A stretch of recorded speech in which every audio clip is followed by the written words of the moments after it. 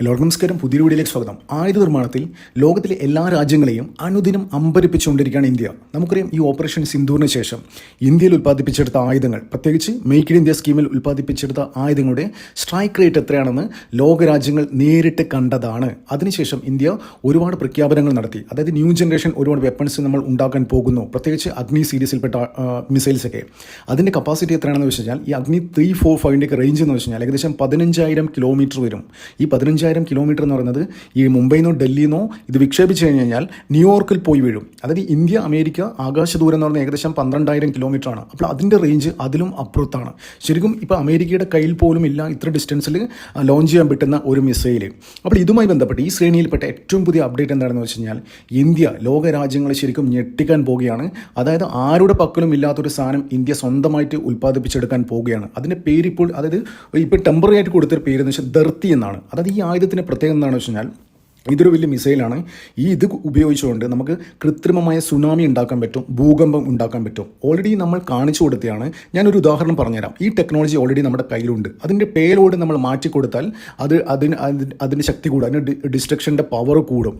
സംഭവം എന്ന് വെച്ച് കഴിഞ്ഞാൽ, ഈ ഓപ്പറേഷൻ സിന്ദൂറിൻ്റെ സമയത്ത് ഇന്ത്യ കിരാന ഹിൽസിൽ ബ്രഹ്മോസ് പൊട്ടിച്ചില്ലേ? ഈ കിരാന ഹിൽസിന് ഏകദേശം 8 വിൻഡോസുകളിൽ 2 വിൻഡോസിൽ പോയിട്ട് 2 ബ്രഹ്മോസ് ഇന്ത്യ പൊട്ടിച്ചിരുന്നു. അതിനുശേഷമാണ് ഈ അമേരിക്കയ്ക്ക് ആകെ ഭയങ്കര തത്രപ്പാടിലായി. അതായത് പെട്ടെന്ന് ഇത് തീർന്നില്ലെങ്കിൽ അമേരിക്കൻ ആയുധങ്ങൾ ലോകത്തിന് മുന്നിൽ എക്സ്പോസ്ഡ് ആയി പോകും. അതായത് ഇന്ത്യയിൽ ഉൽപ്പാദിപ്പിച്ചിട്ടുള്ള ആയുധങ്ങൾ വെച്ചിട്ടാണ് അമേരിക്ക, അതായത് പാകിസ്ഥാൻ ഉപയോഗിക്കുന്ന അമേരിക്കയുടെ ആയുധങ്ങളാണല്ലോ.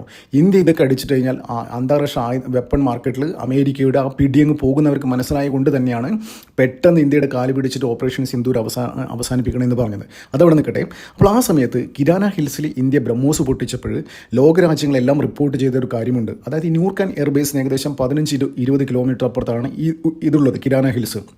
അപ്പോൾ കിരാന ഹിൽസിൻ്റെ പ്രത്യേകത എന്താണെന്ന് വെച്ചാൽ, അവിടെ പാകിസ്ഥാൻ്റെ ആണവോർജ്ജം സൂക്ഷിച്ച് വെച്ചിരിക്കുന്ന സ്ഥലമാണ്. അവിടെ ഈ 2 വിൻഡോയിൽ ബ്രഹ്മോസ് പൊട്ടിച്ചപ്പോൾ അവിടെ വലിയ രീതിയിലുള്ള ഭൂകമ്പം ഉണ്ടായി എന്ന് ലോകമാധ്യമങ്ങൾക്ക് റിപ്പോർട്ട് ചെയ്തിരുന്നു. അതായത് റിക്ടർ സ്കെയിൽ ഏകദേശം 6.4ഉം 6.5 രണ്ടെണ്ണം പൊട്ടിച്ചപ്പോൾ, ഫസ്റ്റ് ബ്രഹ്മോസ് പൊട്ടിച്ചപ്പോൾ 6.5 ആയിരുന്നു, സെക്കൻഡ് പൊട്ടിച്ചപ്പോൾ 6.4 ആയിരുന്നു.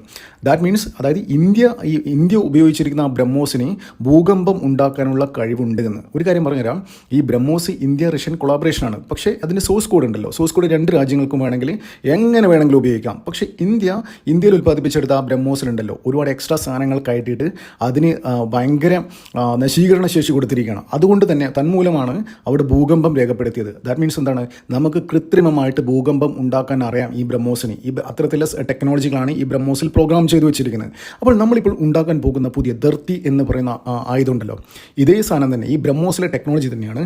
അതിനെക്കാട്ടും ഹൈലി അഡ്വാൻസ്ഡ് ആണ്, ഹൈലി ഡിസ്ട്രക്ഷൻ ഇൻ നേച്ചർ ആയിരിക്കും അതിൻ്റെ.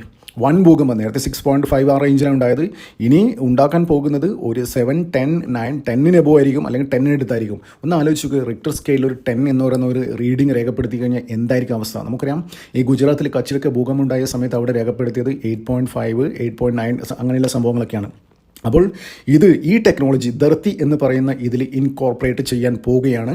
കൂടുതൽ പേലോഡ് കൊടുത്തിട്ട് അതിനെ വൻ നശീകരണ സ്വഭാവമുള്ള ഒരു സാധനമാക്കി മാറ്റാൻ പോവുകയാണ്. കൂടാതെ അത് മാത്രമല്ല, സുനാമി വരെ ഉണ്ടാക്കാൻ പറ്റും ഈ ടെക്നോളജി വെച്ചിട്ട്. സംഭവം എന്ന് വെച്ച് കഴിഞ്ഞാൽ, സുനാമി ബേസിക്കലി എങ്ങനെ ഉണ്ടാകുന്നത്, കടലിൻ്റെ അടിത്തട്ടിൽ വലിയ രീതിയിലുള്ള ഭൂകമ്പം ഉണ്ടായാൽ ആണ് സുനാമി ഉണ്ടാകുന്നത്. അപ്പോൾ ഈ സാധനം വെള്ളത്തിലൂടെ എത്രയോ കിലോമീറ്റർ അടിയിൽ വരെ, എത്രയോ മീറ്റർ താഴേക്ക് വരെ സഞ്ചരിച്ച് അടിയിൽ പോയിട്ട് ആ ഭൂമിയിൽക്കടിയിൽ വലിയ രീതിയിലുള്ള പ്രകമ്പനങ്ങൾ ഉണ്ടാക്കാൻ പറ്റുന്ന തരത്തിൽ ഇതിന് ഡിസൈൻ ചെയ്യാൻ പോകുന്നത്. ബേസിക്കലി ഭൂകമ്പം ഉണ്ടാക്കാം, ഭൂമിയിലിട്ട ഭൂകമ്പം വരും, സമുദ്രത്തിലിട്ട് കഴിഞ്ഞാൽ അത് സമുദ്രത്തിൻ്റെ അടിയിൽ പോയിട്ട് അവിടെയും ഭൂകമ്പം ഉണ്ടാക്കാൻ കപ്പാസിറ്റിയുള്ള സാധനമാണ് ഇന്ത്യ ചെയ്തെടുക്കാൻ പോകുന്നത്. ഞാൻ നേരത്തെ പറഞ്ഞ മാതിരി ഇതിൻ്റെ ടെക്നോളജി ഓൾറെഡി നമ്മുടെ കയ്യിലുണ്ട്. അതിൻ്റെ ചെറിയൊരു വേർഷനാണ് നമ്മളിപ്പോൾ ബ്രഹ്മോസിൽ ഇൻസ്റ്റാൾ ചെയ്തിരിക്കുന്നത്. അത് ലാർജ് സ്കെയിൽ എക്സ്പാൻഡ് ചെയ്തിട്ട് പിന്നീട് പുതിയൊരു ആയുധം ഉണ്ടാക്കിയെടുക്കാൻ പോവുകയാണ്. ഇത് ശരിക്കും വലിയൊരു ചലനം തന്നെ അന്താരാഷ്ട്ര വെപ്പൺ മാർക്കറ്റിൽ ഉണ്ടാക്കുന്നില്ല കാര്യത്തിൽ ഒരു സംശയമില്ല. ഇതിൻ്റെ പല വേരിയൻ്റ് ഇറങ്ങാൻ പോവാണ്. ഇതുമായി ബന്ധപ്പെട്ട് ഈ ടെക്നോളജി വെച്ചിട്ട് നമ്മൾ ഒരുപാട് പല വേരിയൻ്റ് ഇനി ഇറങ്ങാൻ പോവുകയാണ്. അതുകൊണ്ട് തന്നെയാണ് ശരിക്കും അമേരിക്കയും ചൈനയും ഇന്ത്യക്കെതിരെ വലിയ രീതിയിലുള്ള സംഭവങ്ങൾ, അതായത് ഇപ്പം താരിഫ് ഇതൊക്കെ അടിച്ചേൽപ്പിക്കുന്ന എന്തിനാണ്? അതായത് നമ്മളിവിടെ ചർച്ച ചെയ്യുന്ന കാര്യം എന്ന് വെച്ച് കഴിഞ്ഞാൽ അമേരിക്ക ജനിതക മാറ്റം വരുത്തിയ കാർഷിക വിളകൾ ഇന്ത്യയിൽ, കാർഷിക വിളകളും ഡയറി പ്രോഡക്ട്സ് ഒക്കെ ഇന്ത്യയിൽ വിറ്റഴിക്കാൻ ഇന്ത്യൻ സർക്കാർ സമ്മതിക്കുന്നില്ല എന്നാണ് പറയുന്നത്. പക്ഷേ സംഭവം അതല്ല. സംഭവം എന്ന് വെച്ചാൽ അതുക്കും മേലെയുള്ള കാര്യങ്ങളാണ് പിന്നാമ്പുറത്ത്, അതായത് ബാക്ക്ഗ്രൗണ്ടിൽ നടക്കുന്നത്. ശരിക്കും ഈ താരിഫൊക്കെ അടിച്ചേൽപ്പിച്ച് ഇന്ത്യയിൽ ഒരു സാമ്പത്തിക അരക്ഷിതാവസ്ഥ ഉണ്ടാക്കാൻ അമേരിക്ക ട്രൈ ചെയ്യുന്നതിൻ്റെ ഉദ്ദേശം തന്നെയാണ് എന്താണെന്ന് വെച്ച് കഴിഞ്ഞാൽ ഈ മാർക്കറ്റിൽ, ഇൻ്റർനാഷണൽ വെപ്പൺ മാർക്കറ്റിൽ അമേരിക്കക്ക് ചെറിയൊരു ഇടിവുണ്ടായി ഈ ഓപ്പറേഷൻ സിന്ദൂറിന് ശേഷം.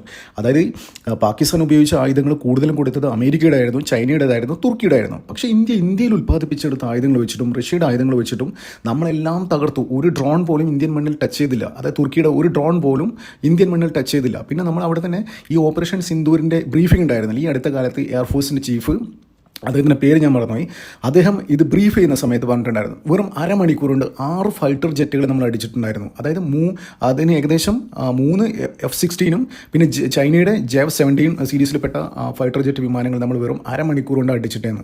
ശരിക്കും ഈ ഓപ്പറേഷൻ സിന്ദൂർ 4 ദിവസം മാത്രമേ ഉണ്ടായിരുന്നുള്ളൂ. ഏകദേശം ഒരു 10-12 രണ്ടാഴ്ചത്തോളം നീണ്ടു നിന്നാൽ എന്താണ് അവസ്ഥ ഉണ്ടാകാൻ പോകുന്നത്? ഈ പാകിസ്ഥാൻ ഉപയോഗിക്കുന്ന എല്ലാ വെപ്പൺസും നമ്മൾ അടിച്ച് തകർത്തിട്ട് അതിന് കളിപ്പാട്ടത്തിൻ്റെ ഒരു ക്വാളിറ്റി മാത്രമേ ഉള്ളൂ എന്ന് നമ്മൾ ലോകരാജ്യങ്ങൾക്ക് കാണിച്ചു കൊടുക്കും.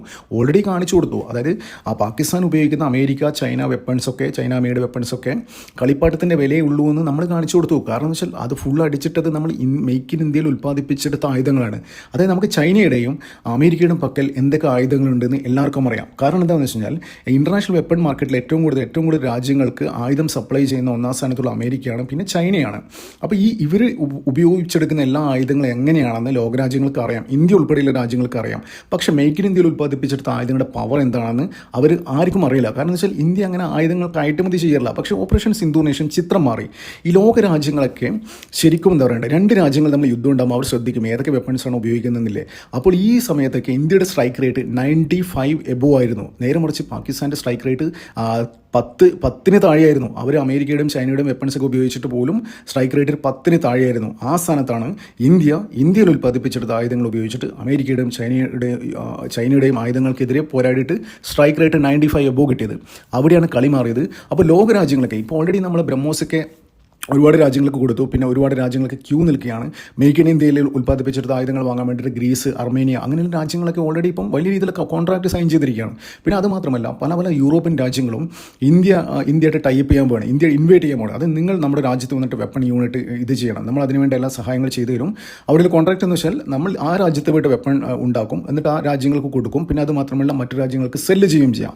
അത്തരത്തിലൊരു നീക്കം വലിയ രീതി തകൃതിയായി നടന്നുകൊണ്ടിരിക്കുകയാണ്. ഇന്ത്യ വെപ്പൺ മാർക്കറ്റിലേക്ക് കാലെടുത്ത് വെച്ചിരിക്കുകയാണ്. വലിയ രീതിയിൽ ന്യൂ ജനറേഷൻ വെപ്പൺസ് ഇന്ത്യ ഉണ്ടാക്കാൻ പോവുകയാണ്. അത് ഇന്ത്യയിൽ നിന്ന്, മേക്ക് ഇൻ ഇന്ത്യയിൽ നിന്ന് ഉൽപ്പാദിപ്പിക്കുന്ന ആയുധങ്ങളുണ്ട്. അതിനുവേണ്ടി ആൾക്കാർ ക്യൂ നിൽക്കുന്നു.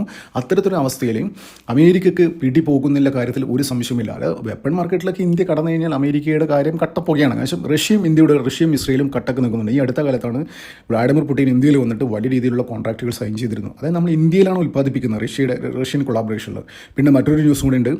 ഇസ്രയേൽ ഇന്ത്യയിൽ 31,000 കോടി രൂപ ഇൻവെസ്റ്റ് ചെയ്യാൻ പോവുകയാണ് ഈ വെപ്പൺ മാനുഫാക്ചറിന് വേണ്ടിയിട്ട്. ആ ഇൻ്റർനാഷണൽ വെപ്പൺ മാർക്കറ്റിൽ ഇന്ത്യ വലിയൊരു പ്ലെയർ ആയിക്കൊണ്ടിരിക്കുകയാണ്. അപ്പോൾ അതുമായി ബന്ധപ്പെട്ട് തന്നെ ഇത്തരം മാരകമായ ആയുധങ്ങൾ ഇന്ത്യ നിർമ്മിക്കാൻ പോവുകയാണ്. അത് എല്ലാ രാജ്യങ്ങൾക്കും കൊടുക്കാൻ തക്ക രീതിയിൽ ഇന്ത്യ ഡിസൈൻ ചെയ്യുമെന്നുള്ള കാര്യത്തിൽ ഒരു സംശയമില്ല. നന്ദി, നമസ്കാരം. മറ്റൊരു വീഡിയോ കാണാം.